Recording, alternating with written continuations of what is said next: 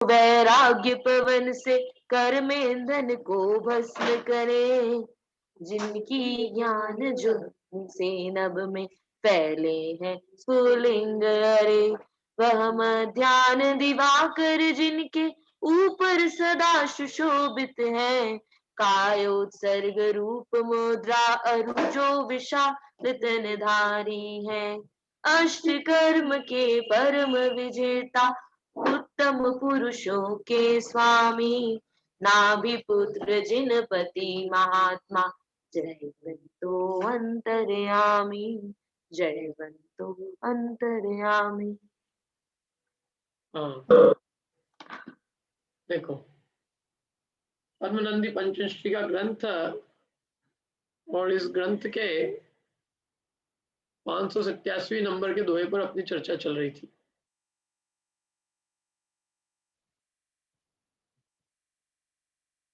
मोह निद्रा में मग्न को संपूर्ण जगत अपना दिखता है। इसका अर्थ अपन ने पढ़ा था 587 नंबर के दोहे का, भावार्थ अपना बचा है ना। जब तक जीव मोह निद्रा में सोते रहते हैं तब तक उनको अपना पराया कुछ भी भेद नहीं मालूम पड़ता। इसलिए वे जीव अपने से सर्वथा भिन्न स्त्री पुत्र धन धान्य आदि पदार्थों को अपना स्वरूप ही समझते हैं। लेकिन जिस समय वे मोह निद्रा में मग्न नहीं रहते उस समय गुरु के उपदेश से उनकी दृष्टि के सामने समस्त जगत क्षणभंगुर मालूम पड़ता है। अतएव वे अपने से भिन्न किसी पदार्थ में रत नहीं होते।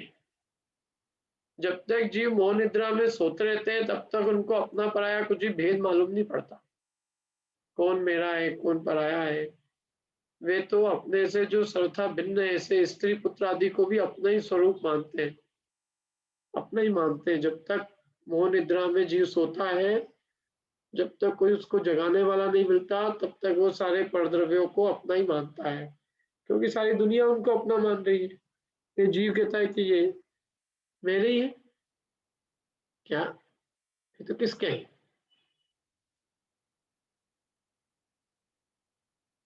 क्या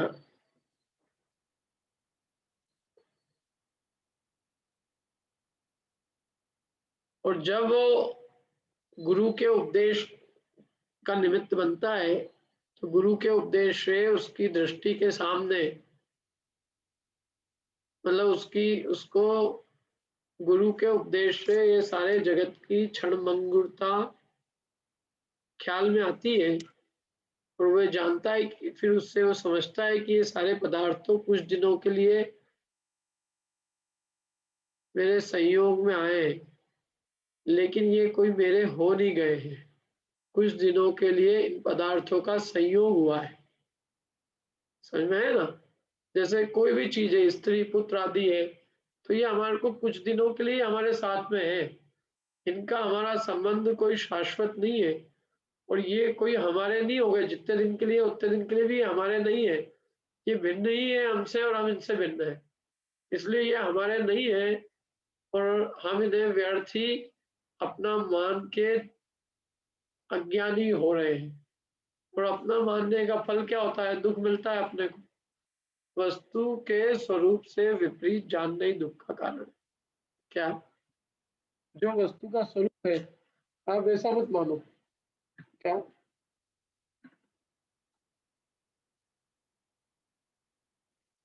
एक सेकंड।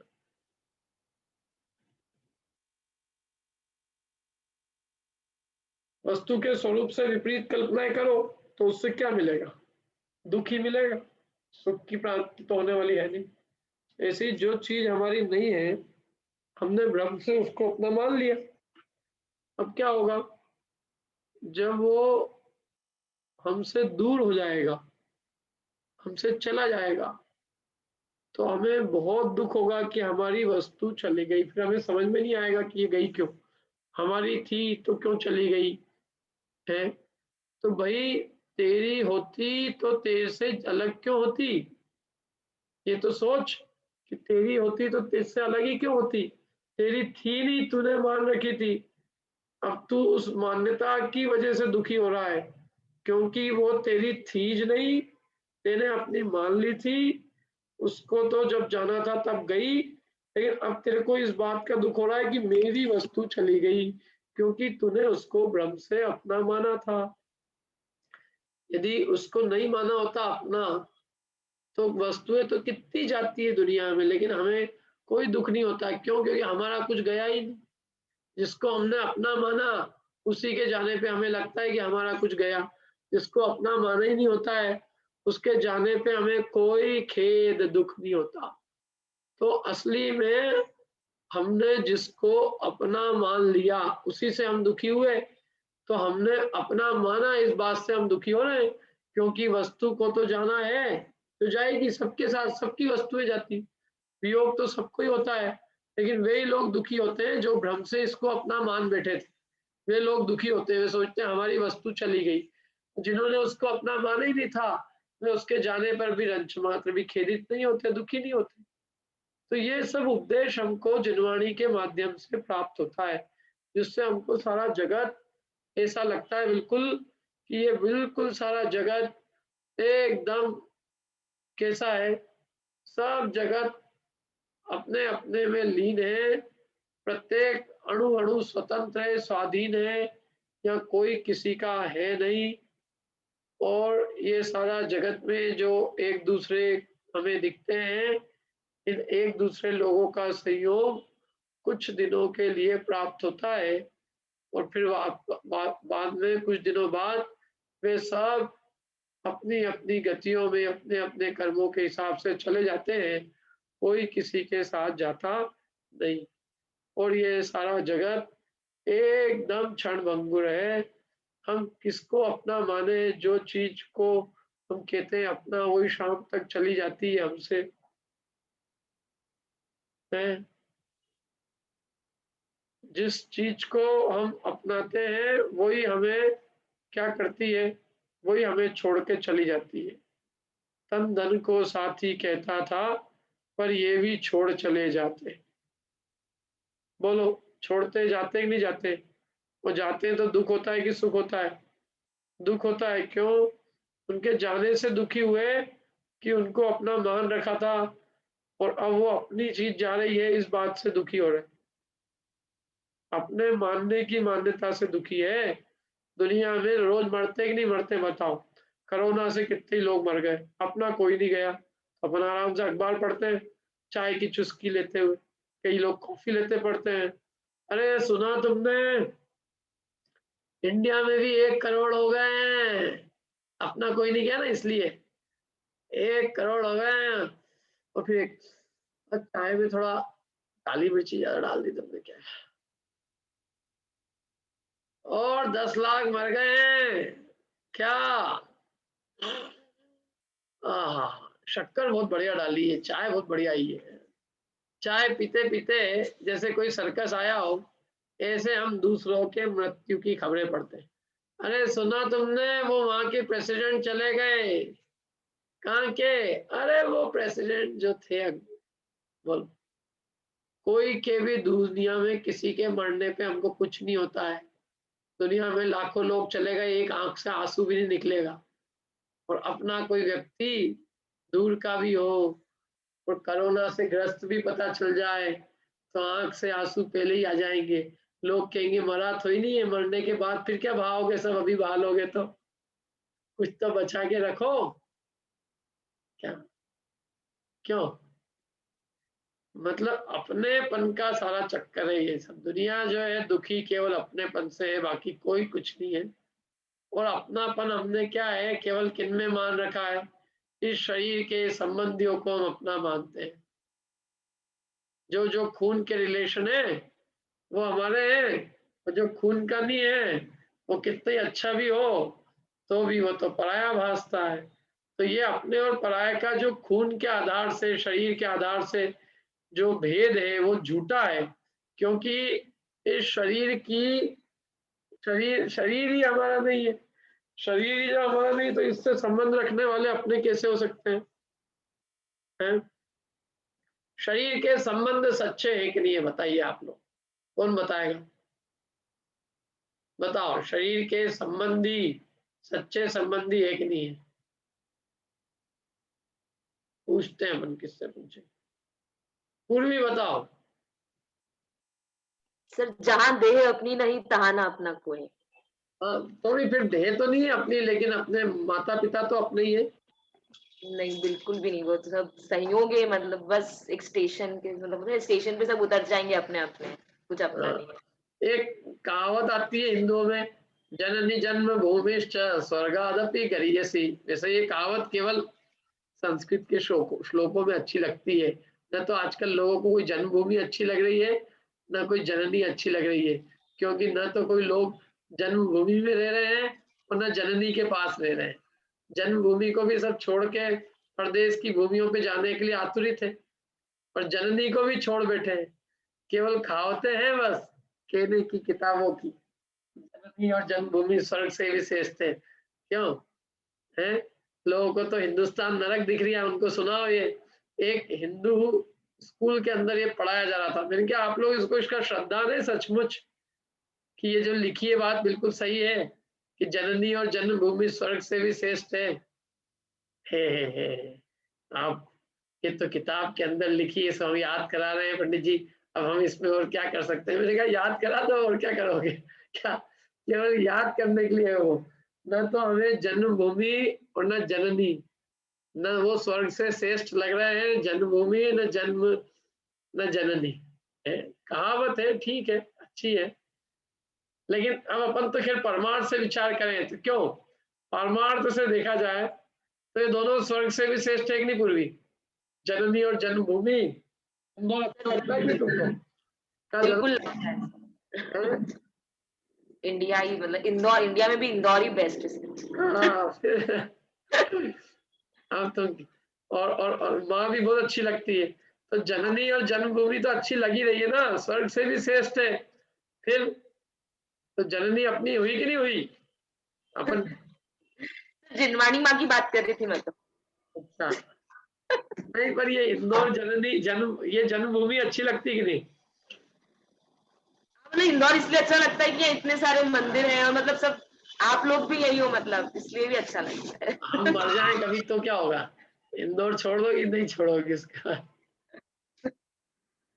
देखो ऐसा है, सही है वो उस अपेक्षा से सही है, लेकिन अपने को तो परमार्थ रूप से ये विचारना है कि ये भी एक अपना पड़ाव है, इंदौर भी पड़ाव है, माता पिता सब पड़ाव है, ये अपना अंतिम गंतव्य नहीं है। ये ना हमारा इंदौर शहर हमारा है, न ये माँ पिता हमारे हैं, न हमारी पत्नी है, न हमारे पुत्र है, न पुत्री है, न ये धन है।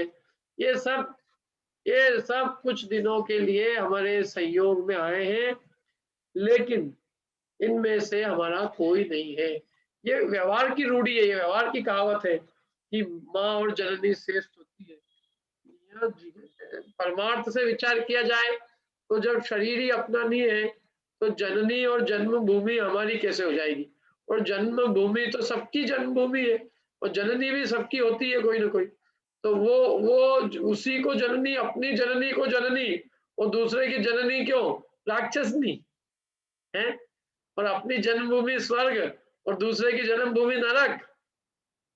ये तो अपन ने तो ऐसे ही भेद कर रखा, मेरी जननी मेरे को बहुत प्यारी है, बाकी जननी तो जननी नहीं है। अरे भाई साहब, दुनिया में सबकी जननी जननी है। जननी से प्रेम करना है तो सभी जननी प्रेम करने योग्य है, और जन्मभूमि से प्रेम करना है तो सबको अपनी अपनी जन्मभूमि अच्छी लगती है। अभी आप महाराष्ट्र वालों से पूछ लो, तृप्ति जी से पूछ लो, उनको अपनी जन्मभूमि अच्छी लगती है, उनको इंदौर अच्छा ही लगता हो। क्यों तृप्ति जी? है? वैसे तो जन्मभूमि एमपी की है, लेकिन फिर भी कुछ ऐसा कुछ है ही नहीं। उज्जैन है, अब उज्जैन को कतक कुछ है ही नहीं। नहीं पर आदमी जहाँ पला बड़ा होता है अच्छा लगता है ना उसको, नहीं लगता है? अच्छा, इंदौर ही अच्छा लग रहा है आपको, ये बढ़िया बात है। तो कहने का मतलब ये मेरा कि हम व्यवहार से, हम परमार्थ से न, मतलब हमने फिर भी किसी न किसी रूप में शरीर की वजह से इन सब बहिरंग पदार्थों से नाता जोड़ रखा, जबकि ये सब चीजें क्षणभंगुर।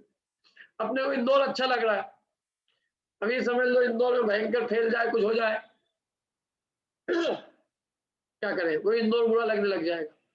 थोड़े दिनों पहले इंदौर की मृत्यु दर सबसे ज्यादा थी, लोग कहते थे यार यही सबसे ज्यादा फैल गया, ये है वो है, दुनिया भर की चीजें। अच्छा एक बात मैंने देखी कि इंदौरियों को इंदौर अच्छा लगता है, बम्बई वालों को बम्बई अच्छा लगता है, बम्बई वालों को दुनिया में बम्बई के अलावा कुछ भी अच्छा नहीं लगता।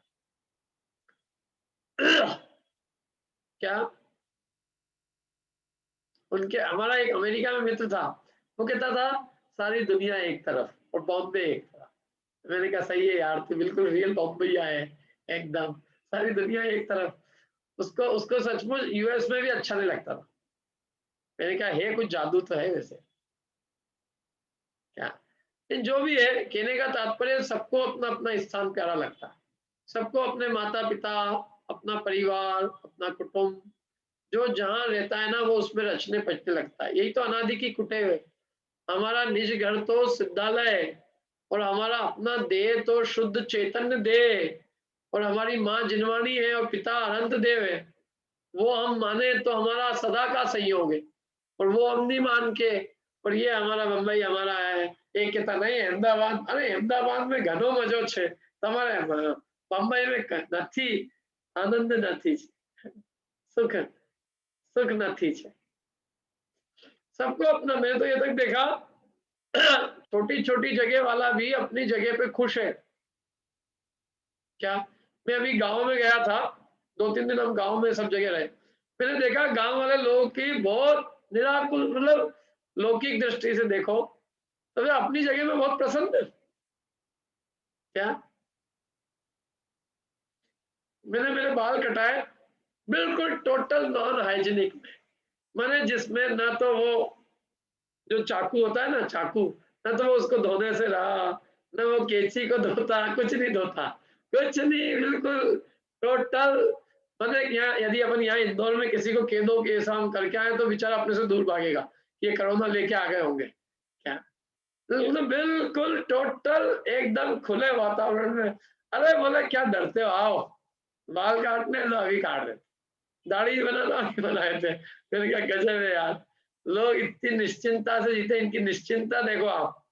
क्या कोई पूरे गांव में शहर में कहीं कुछ नहीं, कोई मास्क नहीं, कोई कोरोना नहीं। मैंने कहा कोई गांव में कोई कुछ किसी को हुआ, कछु नहीं हुआ। एक को बुखार आया था 2 दिन में ठीक हो गया, उसको वाको हमने टच ही नहीं किया, और का हो गया सबको, काम खत्म। कछु नहीं पंडित जी, आराम से बैठो तुम तो। क्या क्या खाना है बताओ तुम तो, जाम खाने नए के नए, क्या खानी है, पपीता खानी है, अच्छे से खुल के साफ वही के वही सुधार लेंगे, कुछ नहीं चक्कू वक्कू जैसा है वैसा सब बढ़िया है। जो जहाँ रहता है ना उसको वहां अच्छा लगता है। दुनिया में अपनी अपना दृष्टिकोण होने लग जाता है, अपने को लगता है हम बहुत बढ़िया है, ऐसा है वैसा है, कुछ नहीं है ऐसा। शरीर जो जिसमें जिस शरीर में रहता है वो शरीर से प्रेम करने लग जाता है। अच्छा एक बात और है कि क्लियंट को भी अपनी जिंदगी पसंद होती है, उसको उसमें मजा आता है, जानवर जानवर में बस मगन है। लेकिन सब सारे संसार में सारे जीव जिस जिस देह के अंदर विद्यमान है वो उस देह में आपापन मान के उसमें वो सुख की कल्पना करके बैठे हैं। हर उसमें हर जीव अपनी अपनी जिंदगी में मगन है, सुखी जैसा अपने को अनुभव होता है। जबकि यहाँ विचार कह रहे हैं कि नहीं वो है ही नहीं, वो शरीर जो मिला है, वो देश मिला है, गांव मिला है, जो भी जिसको हम जन्मभूमि मान के बैठे, वो हमारी कोई जन्मभूमि नहीं, हम तो अकृत्रिम द्रव्य है, हमारा जन्म ही नहीं हुआ तो हमारी जन्मभूमि कहाँ से हो जाएगी है? जब हमारा अकृत्रिम है, हम स्वयं सिद्ध द्रव्य है, तो हमारी माँ कैसे हो जाएगी? ये माँ पिता का जो संबंध है ये सब शरीर का संबंध है, और शरीर के संबंध सच्चे संबंधी नहीं है। क्या सच्चा संबंध नहीं है, ये बात समझेंगे तो हमारा जो सुख है वो अनंत गुना बढ़ेगा। शारीरिक जो भी हमारी पराधीनताएं हैं, आकुलताएं हैं, वो खत्म होगी। हम ये सोचते हैं धर्म करेंगे तो हमारा बचा कुचा सुख भी छूट जाएगा, जबकि ऐसा नहीं है। धर्म करेंगे तो हमारा जो थोड़ा बहुत दुख है वो चला जाएगा, सुख तो ही जाएगा। सुख क्यों जाएगा भैया तुम्हारा? सुख तो तुम्हारा स्वयं का गुण है, धर्म है। बताओ, आनंद में जितनी जितनी अपने को निराकुलता होती है, शांति में, तो जिनसे जितना से ममत्व है उतना ममत्व और छोड़ देंगे। तो शरीर आदि से ममत्व छोड़ देंगे तो अभी समझ लो, अभी अपने को अपनी माँ से जो थोड़ा बहुत भी स्नेह था, हमारी माँ बहुत प्रिय लगती थी, तो माँ चली भी जाएगी तो हमें दुख नहीं होगा। जन्मभूमि का वियोग हो गया, कभी हमको इंदौर छोड़ के जाना पड़ा, हमें दुख नहीं होगा। जब तक है तब तक ठीक है, कभी जाना पड़ा तो हम जाने को तैयार है। जीवन अभी हमने जीना अभी सीखा ही नहीं है वास्तव में। हमें क्या है, पर पदार्थों में इतने मगन होके उसका सुख भोग रहे हैं। अभी हमने अपना सुख भोगना प्रारंभ नहीं किया। जब अपना सुख भोगना प्रारंभ करेंगे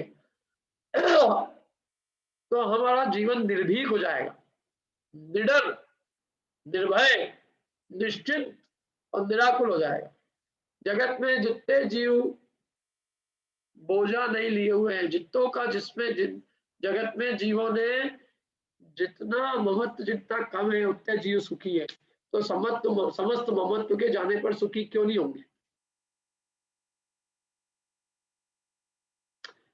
देखो, 4 कुटुंब की चिंताओं से हम दुखी होते हैं, है ना, उनकी चिंता से, 4 जनों की चिंता से दुखी। लेकिन हमें ये सोचना चाहिए कि हम अनंतों की चिंता तो हमको नहीं है, तो उनकी निश्चिंता से हम सुखी है कि नहीं। दुनिया में समझ लो आज पाकिस्तान में कुछ हो जाए, निश्चिंत है, सुखी है, कुछ नहीं, हमको कुछ नहीं होता। स्वर्ग में समझ लो इंद्र जी, अभी आज के दिन समझ लो कोई इंद्र जी चले जाए, मतलब कोई इंद्र मरण हो जाए, तो हमें क्या फर्क पड़ने वाला है, कुछ भी नहीं। नरक में कितने जीव मर रहे हैं, कुछ नहीं हो रही हमको, हम इतने से दुखी होते हैं केवल 4 की वजह से। बाकी जिनका महत्व नहीं है, उनका कुछ भी होने पर हम कुछ नहीं, हमारे को फर्क पड़ता, हम सुखी बने रहते हैं। तो हम 4 का भी यदि महत्व छोड़ देंगे तो हम सुखी होंगे कि दुखी होंगे। अनंत का महत्व नहीं होने से उतने सुखी है, तो अब जो 4 का भी महत्व छोड़ने से सुख बढ़ेगा कि कम होएगा, बताओ। अरे बढ़ेगा, सब सुख हो जाएगा, पूर्ण सुखी हो जाएंगे। हमारा हाथी निकल गया है, पूछ बची है। 4 जनों के महत्व के चक्कर में हमारा संसार चल रहा है। बाकी अनंतों से तो हम यूं भी महत्व कर नहीं रहे। क्या हमारा पति हो गया, पत्नी हो गई, बाल बच्चे हो गए, माँ बाप हो गए, भाई बहन हो गए, ज्यादा से ज्यादा हो गया। तो इतने से परिवार के चक्कर में कितना बड़ा संसार है, आप देखो। और आप चाहो तो ये भी महत्व मिटा दो, तो आपको सारे मतलब सारे दुख का अभाव होने में देर नहीं लगे, क्षण भर नहीं लगे। क्या हमने कितना जगत के कितने पदार्थों से तो जीवन निर्ममत भी है। एक केवल देह का ममत्व है ऐसा भारी, और देह के साथ में देह के कुटुंबियों का, यदि वो भी छोड़ दे, उनको अपना मानना छोड़ दे, तो ये जीव को जो परम सुख की प्राप्ति होगी, वो सुख 3 लोक 3 काल में किसी पदार्थ से नहीं हो सकता, और कोई दुखी नहीं कर सकता उसको। क्या जिसको ये भाषित हो गया कि जगत मेरा नहीं है, परम सुख का अनुभव करेगा, परम सुख का, कोई दुख नहीं। काय का दुख। क्या शहर के लोगों को अधिकांश के दुख तो बिल्कुल बेकार के हैं। क्या इनको 3 लोक को वश में करना है, 3 लोक इनके वश में हो जाए, 3 लोक इनकी सामग्री हो जाए, उसके मारे दुखी रहते हैं, कषाय के मारे दुखी रहते हैं, अपने आप को बड़प्पन बनाने के लिए। जीवन को बहुत सरल सीधा बनाना सीखें, सीधा सरल सादा। क्या निरभिमानता, निर्लोभिता, सरलता, क्षमा, ये सब गुण है। यदि ये गुण प्रकट हो जाए तो जीव यही भगवान है कि नहीं। पर द्रव्य का जितना ममता छूटती है उतने हम सुखी होते हैं। जितना हमको जगत की क्षणभंगुरता का एहसास होता है और परायपन का एहसास होता है, उतनी हमारे चित्त में शांति उत्पन्न होती है। और जितना जगत हमें अपना और शाश्वत दिखता है, उतना ही हम आकुलित बने रहते हैं। देखो आगे चलते हैं अपन। ये तो पढ़ा ना आपने, जैसे ही गुरु के उपदेश से उनकी दृष्टि के सामने सारा जगत क्षणभंगुर मालूम पड़ता है, तो वैसे ही वे सुखी हो जाते हैं और अपने से भिन्न किसी पर पदार्थ में रत नहीं होते। पर द्रव्य को पर माना तो समझ लो सुख की अनुभूति प्रारंभ हो गई।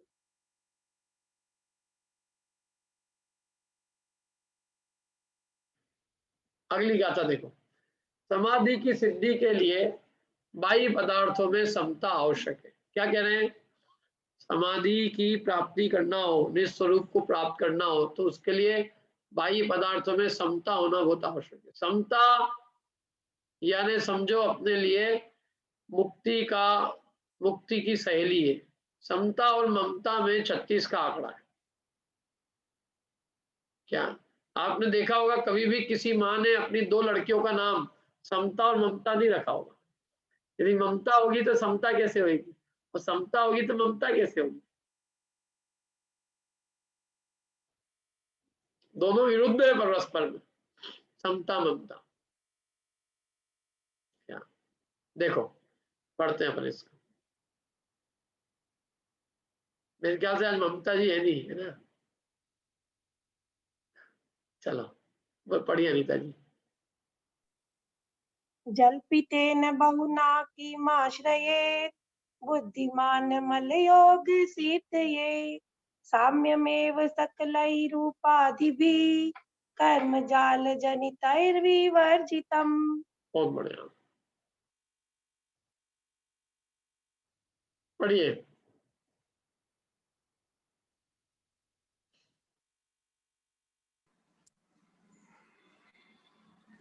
बहुत कहे क्या बुद्धिमान जन निर्मल योग सिद्धि के हेतु कर्मोत्पन्न उपाधि रहित बस साम्य भाव काले आश्रय। हाँ, क्या बढ़िया बात कही है। देखो, बहुत कहे क्या, बहुत क्या कहे भाई। बुद्धिमान जन निर्मल योग की सिद्धि के हेतु कर्म से उत्पन्न उपाधि से रहित बस साम्य भाव का ले आश्रय। क्या कर्मोत्पन्न उपाधि से रहित होकर क्या बस समता भाव का आश्रय ले।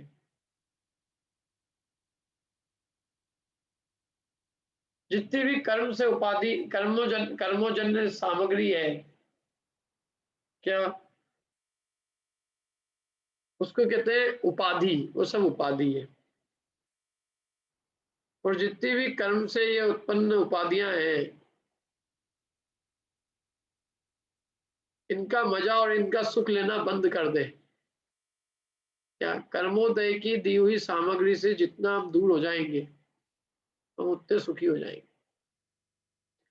हम कर्मोदय से उत्पन्न जो सामग्री है वहां मगन हो गए हैं, बस ये हमारी बहुत बड़ी भूल है। जैसे देह में मग्नता ही हो गई, जबकि देह क्या है, कर्मोदय से उत्पन्न है, और अब देह में मगनता ही है। तो उसके साथ में देह को जो भी अनुकूल लगते हैं पंचेंद्रिय के विषय भोग, उसमें आसक्ति है, उसमें मगन हो रहे हैं। और पुण्य के उदय से धनादि पदार्थ हो रहे हैं, कषाय की पूर्ति हो रही है, तो हम उसमें मगन हो रहे हैं। जो जो हमको पुण्य के उदय से सामग्री मिली है, पुण्य कर्म के निमित्त से हम उसमें डूब रहे हैं, उसका आश्रय ले रहे हैं, उसका सुख भोग रहे हैं। हम निःसुख कब भोगेंगे? कर्मोजनित सामग्री को छोड़ेंगे तो निःसुख की ओर उन्मुख होंगे। और जब तक कर्म का ही रस भोगते रहेंगे, कर्म की चेतना भोगते रहेंगे, तो अपनी ज्ञान चेतना को कब भोगेंगे? बताओ। ज्ञान चेतना भोगने का उपाय बहुत सरल सीधा है। कर्म के फल भोगना बंद कर दो और ज्ञान का रस लेना चालू करो। ज्ञान स्वभाव जो अपना है उसका रस लो, निर्मल ज्ञान का। तो उसका ज्ञान का रस लेंगे और कर्म का रस लेना बंद कर देंगे, तो ज्ञान चेतना प्रकट होगी, कर्म चेतना समाप्त होगी, कर्म फल चेतना खत्म होगी। अब हम तो कर्म के फल में ही मगन बैठे हैं। सब पुण्य का उदय आया उसको भोग रहे हैं। पुण्य के उदय से गाड़ी आ गई, पुण्य के उदय से मकान हो गया, पुण्य के उदय से और भी अनुकूल सामग्री मिल गई, तो हम तो उसको ही भोगने में लग गए। कर्म के फल को चेत रहे हैं, ज्ञान को कहाँ चेत रहे? बताओ। बस सांसारिक सारी सामग्रियों में लगा हुआ है दिन भर, सुबह से शाम तक उपयोग। कहाँ एक क्षण भर भी अपने ज्ञान का रसास्वादन करने के लिए कोई कार्य करते हैं? बताओ। न कोई हम स्वाध्याय कर रहे हैं, ना कोई सामायिक कर रहे हैं, न जाप कर रहे हैं, तो कोई समता स्वरूप में अपने में रमण कर रहे हैं। सामायिक ही नहीं करते हम तो। घंटे पे फोन घंटे अपने ज्ञान का रसास्वादन करना सीखें तो अनंत काल तक ज्ञान का रसास्वादन करने का मजा आएगा। उसमें रस आ जाएगा तो हम उस रस को अनंत काल तक चखना चाहेंगे और उसके लिए हम मुक्ति का प्रयत्न करेंगे। और यदि हमने ज्ञान का रस चखना चालू नहीं किया और कर्मोदय का ही रस चखते रहे तो ये कर्मोदय तो सब क्षणभंगुर है, भुलावे में डालते हैं। क्या ऐसा भुलावे में डालते हैं और फिर ऐसे चले जाते हैं और दुखी करके छोड़ जाते हैं जीव को। ये सब भुलावे में डालती है। ये जितनी भी सामग्री है ना, आपको आदत तो डलवा दी उसने और फिर बाद में आप कितने परेशान होते हैं बताओ।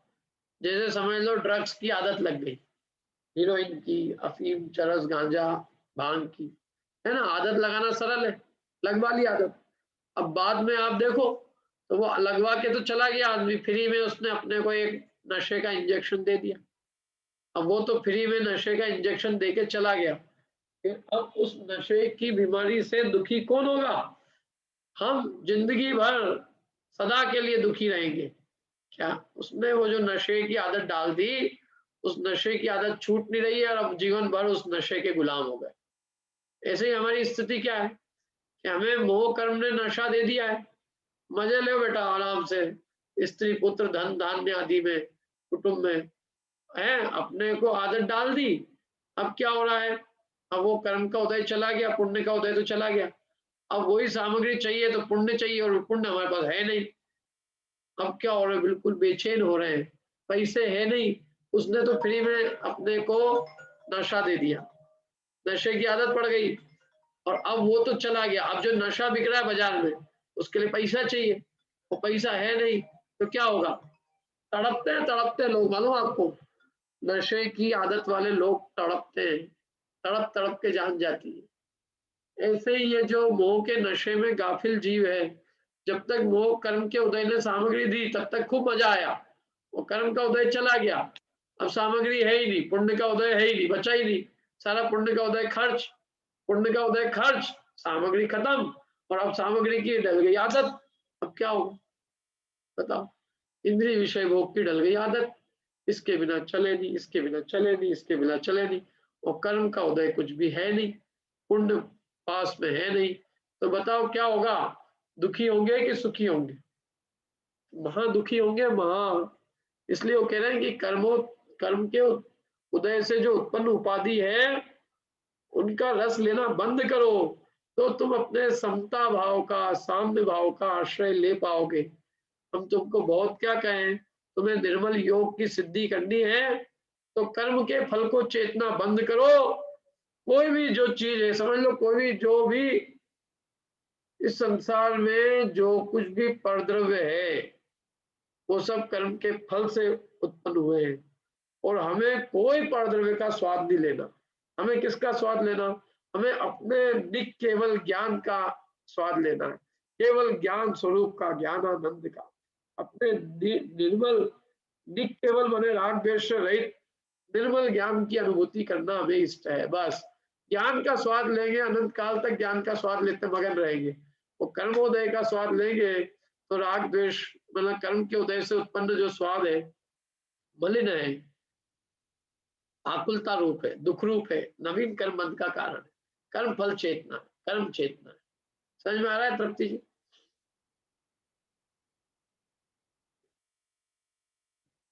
बोलिए वंदना जी।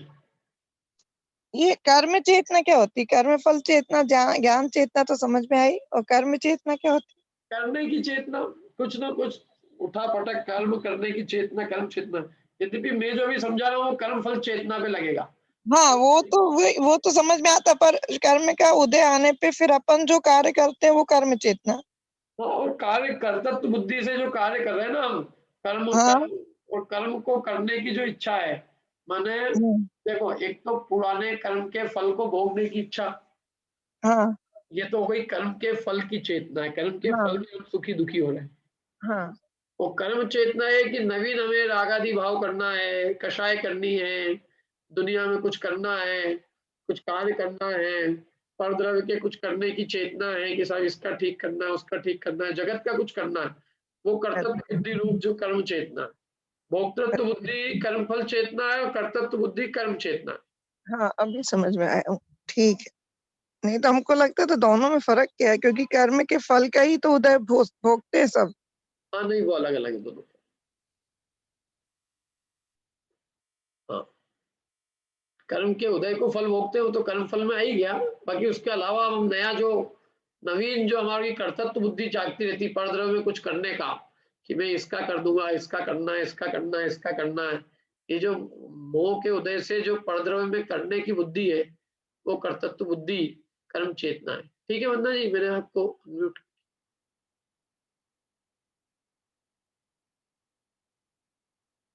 अब देखो आगे क्या कहते हैं, पढ़ता हूं मैं इसको। जल्पितेन बहुना किम आश्रयेत। जल्पित माने जल्प कहते हैं ना बोलने से, बहुना जल्प बहुत कहने से क्या मतलब, बुद्धिमान लोग अमल योग की सिद्धि के लिए सकल ही उपाधि भी समस्त उपाधि कर्मोपाधि से, जो कि कर्म जाल जनित है, जो कि कर्म के जाल से उत्पन्न है, उनसे रहित होकर साम्य में वो साम्य का ही आश्रय करते हैं। पढ़िए तृप्ति जी। अर्थ, आचार्य वर कहते हैं कि बहुत कहाँ तक कहा जाए, जो पुरुष बुद्धिमान है, अर्थात जिन पुरुषों को इस बात की का भली भांति ज्ञान है कि यह पदार्थ त्यागने योग्य है और यह पदार्थ ग्रहण करने योग्य है, उनको चाहिए कि वे निर्मल योग की सिद्धि के लिए नाना प्रकार के कर्मों से पैदा हुई नाना प्रकार की उपाधियों से सर्वथा रहित साम्य भाव का ही आश्रय करे। हाँ, बहुत कहाँ तक कहा जाए, कब तक हम कहते रहे, जिसको कहते हैं ना लोग, कब तक हम बोले हैं। जो बुद्धिमान है, जिनको इस बात का भली भांति त्याग है, भली भांति ज्ञान है। क्या ज्ञान है कि भाई क्या पदार्थ त्यागने योग्य है, क्या ग्रहण करने योग्य, अरे जिन्हें हे उपादेय का ज्ञान है, ऐसे जो पुरुष बुद्धिमान है, उनको ये चाहिए कि वे अपने निर्मल ध्यान की सिद्धि के लिए, योग की सिद्धि के लिए, योग की सिद्धि माने धर्म की सिद्धि के लिए, योग कहते हैं लोक में योग सिद्धि, तो यहाँ योग की सिद्धि का मतलब है अपने धर्म ध्यान की सिद्धि। निर्मल योग माने ध्यान, उस ध्यान की सिद्धि के लिए नाना प्रकार के कर्मोदय से उत्पन्न हुई जो नाना प्रकार की उपाधियां हैं। देखो ये सब उपाधि है, ये मनुष्यपना मेरे लिए उपाधि है, मनुष्यपना, बालक, युवापना, है ना, और भी जो है समझ लो, जितनी भी लगी हुई है नई नई सारी, ये सब उपाधियां हैं। ये सब अपनी आत्मा से वस्तु नहीं है। ये क्या अपने को जो जो भी कुछ कहा जा रहा है, समझ लो कुछ भी, ये सब कर्मोदय जन्य उपाधियां हैं।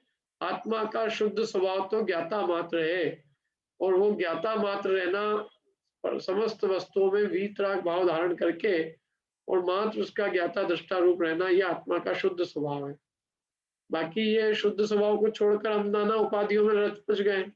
अपन कोई मैं पुरुष हूँ तो स्त्री है तो सही है, वो ऐसे है, वो इस जाति के हैं, वो खंडेलवाल है, वो मारवाड़ी है, पोरवाल है, ये हमारे नरसिंहपुरा है, परवार है, दुनिया भर की अपन ने अपने आप को उपाधियों में ग्रस रखा। हमने अपने आप को इतना कुछ मान रखा है आत्मा के अलावा कि हम उसी में डूब गए, और अपने निज स्वभाव का तो आश्रय हम ले ही नहीं पाते।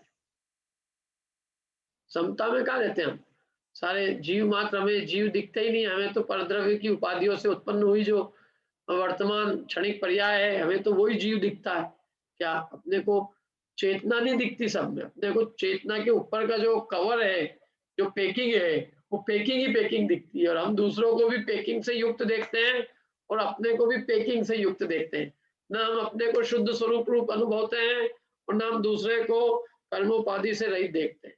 इसलिए आचार्य कह रहे हैं कि ये जितनी भी कर्मोपाधि से उत्पन्न हुई, कर्मों के उदय से उत्पन्न हुई उपाधियां हैं, उनसे रहित होकर और अपने निज साम्य भाव का, अपनी समता का, अपने ज्ञान स्वभाव का आश्रय करें, तो ही वास्तव में निर्मल ध्यान की, योग की सिद्धि होगी और मुक्ति की सिद्धि होगी। जो बुद्धिमान है उनके लिए तो यही करने योग्य है। देखो भावार्थ पढ़ते हैं।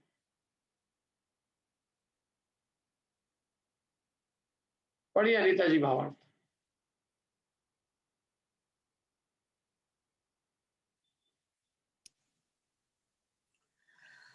भावार्थ, जब तक पदार्थों में समता नहीं होती तब तक चित्त की एकाग्रता के न होने से निर्मल योग की प्राप्ति भी कदापि नहीं हो सकती। इसलिए आचार्यवर उपदेश देते हैं कि अधिक कहने से क्या लाभ। जिन मनुष्यों को निर्मल योग को प्राप्त करने की अभिलाषा है उनको चाहिए कि वे समस्त प्रकार के कर्मों से उत्पन्न हुई उपाधियों से सर्वथा रहित साम्य भाव का ही अवलंबन करें, जहां तहां व्यर्थ भटकते न फिरें। हाँ, कितनी बढ़िया बात कही।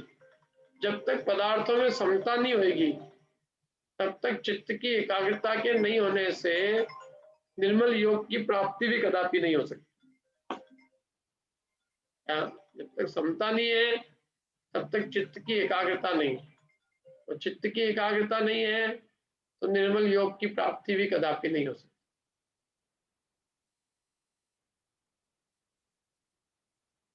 साम्य भाव सबसे बड़ी चीज है संसार में, मुक्ति का मूल कारण है। साम्य भाव जिसके, उसका चित्त एकाग्र होगा। जिसको समता नहीं है, राग द्वेष है, अभी हर वस्तु को ग्रहण करना है, किसी को त्यागना है, किसी को कुछ करना है, किसी में राग है, जिनमें राग है उनको अपनाना है, जिनमें द्वेष है उनको दूर करना है, तो चित्त कहाँ से एकाग्र होगा। चित्त की एकाग्रता तब होती है जब हमारा हम केवल दृष्टा ज्ञाता दृष्टा मात्र रहे। हमें कोई पदार्थ को न लाना है न दूर करना है, न कोई पदार्थ से राग है न द्वेष, न हमें किसी वस्तु को प्राप्त करना है न किसी को छोड़ना है। तो चित्त एकाग्र रहता है, उसमें चित्त की एकाग्रता रहती है तो निर्मल योग ध्यान सब होता है। क्या इसलिए आचार्य ने यही कहा कि भाई बहुत क्या कहें हम, जिनको भी निर्मल योग ध्यान प्राप्त करने की अभिलाषा है वे सीधी सी बात है कर्मोदय से उत्पन्न हुई उपाधियों को छोड़े।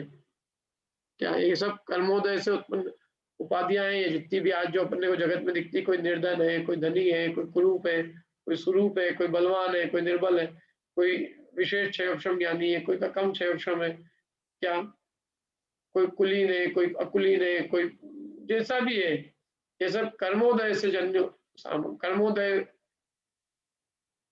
जन्य अवस्था है, क्या आत्म स्वरूप नहीं है। निजात्म स्वरूप इन सबसे न्यारा है। निजात्म स्वरूप में ये सब उठापटक नहीं है। क्या निजात्म स्वरूप की दृष्टि करें तो हमें न तो कोई कर्मोदय से उत्पन्न कुछ चीज दिखेगी नहीं, हमें केवल चैतन्य स्वरूप दिखेगा, अपना भी दूसरे का। क्या फिर हम किसको कम, किसको अधिक, किसके राग, किससे द्वेष, किससे बड़ा, किससे छोटा, किसमें इष्ट, किसमें अनिष्ट, किसको राग करे, किसमें द्वेष करे, क्या सब जीव समान दिखेंगे। हमें कोई निर्धन नहीं, कोई धनवान नहीं, कोई कुरूप नहीं, कोई स्वरूप नहीं। ये सब कर्मोदय जन्य सामग्री। इन सब सामग्री को न देखकर शुद्ध चैतन्य की दृष्टि है तो समता भाव, और समता भाव है राग द्वेष का अभाव। क्या इसलिए अंतिम उपदेश जैसे कोई सार रूप में यही कह रहे हैं कि भाई कर्मों से उत्पन्न हुई समस्त प्रकार के कर्मों से उत्पन्न हुई उपाधियों से रहित कर होके एक समता भाव का अवलंबन करो। जगत के जीवों को ज्ञान मात्र देखो, कर्मोदय जन्य उपाधि देख देख कर राग द्वेष मत करो। है ना समझ में? समस्त प्रकार के कर्मों से उत्पन्न हुई उपाधियों से सर्वथा रहित साम्य भाव का, समता भाव, जहाँ सब जीव मात्र दिखाई देते हैं, कोई बड़ा छोटा नहीं, उद्गल पुद्गल है, जीव जीव है, ऐसी समता का अवलंबन करें। यहाँ वहां व्यर्थ भटकते फिरे नहीं, कभी इसमें कभी उसको बड़ा, कभी अपने को बड़ा मनवाने के लिए उद्यम कर रहे हैं, कभी उसको छोटा करने के लिए, कभी हम ये करने के लिए, कभी वो करने के लिए संसार में पड़े रहते हैं। और क्या है, कुछ मिलता जलता है नहीं। इतने उद्यम करने के बाद में आदमी कितनी मेहनत करता है 2 लाइन सुनने के लिए, सब शादी की व्यवस्था बहुत अच्छी हुई थी है? ये 2 शब्दों का गुलाम नहीं हो तो कितनी शांति आ जाए उसके जीवन में। जितनी मेहनत शादी के लिए करता है उतनी सम्यक दर्शन के लिए कर ले, सम्यक दर्शन हो जाए, कल्याण हो जाए, एक बार भी फिर काम ही नहीं करना पड़ा। लेकिन वो ऐसा लगता है मेरी इज्जत का सवाल है। अरे क्या इज्जत है, सब कर्मोदय जन्य सामग्री, कर्म का उदय है तो वो है जिंदा। बोलो, अरे हम जिसकी शादी की व्यवस्था कर रहे हैं वो कब तक जिंदा रहे, उसका सब कर्मोदय से चल रहा है, उसका भी हमारा भी। कौन किसका है, नहीं तो यूं तो व्यर्थ में राग द्वेष न करके जगत के जीवों को और अपने को कर्मोदय से भिन्न ज्ञान मात्र अनुभवे देखे, व्यर्थ में राग द्वेष नहीं करे, कर्म के उदय को न देखे। वो कर्म के उदय में, कर्म के उदय रूप लोगों की जो दशा अपनी और दूसरों की, जगत की, संसार में जो बाहरी पर्याय है उसमें से दृष्टि हटाकर और मात्र चिन्ह मात्र चैतन्य मात्र सबको निहारे, ये प्रेरणा दी है। हाँ। देखो सुखी होने का मार्ग तो बहुत सीधा सरल है। क्या, इसलिए एक लाइन और आखिरी में लिखी उन्होंने, जहां तहां व्यर्थ भटकते न फिरे। भटकने का तो बहुत बड़ा संसार, राग द्वेष करने के लिए तो बहुत दुनिया है, बहुत करो खूब, कोई पार नहीं है। साथ में नरक जाना जितने राग द्वेष कर लो, कोई कमी तो ही नहीं है। लेकिन आपको सुखी होना है तो बहुत सरल सीधा उपाय है। दुनिया भर में भटकना हो तो अलग बात है, नहीं भटकना हो तो ये साम्य भाव का आश्रय करो, जगत के जीवों को कर्मोदय से रहित ज्ञान मात्र निहारो, यहाँ वहां मत भटको। ये आखिरी में उपदेश दिया है। ठीक है, इतना ही रखते हैं अपन, कोई प्रश्न हो तो पूछ लीजिए।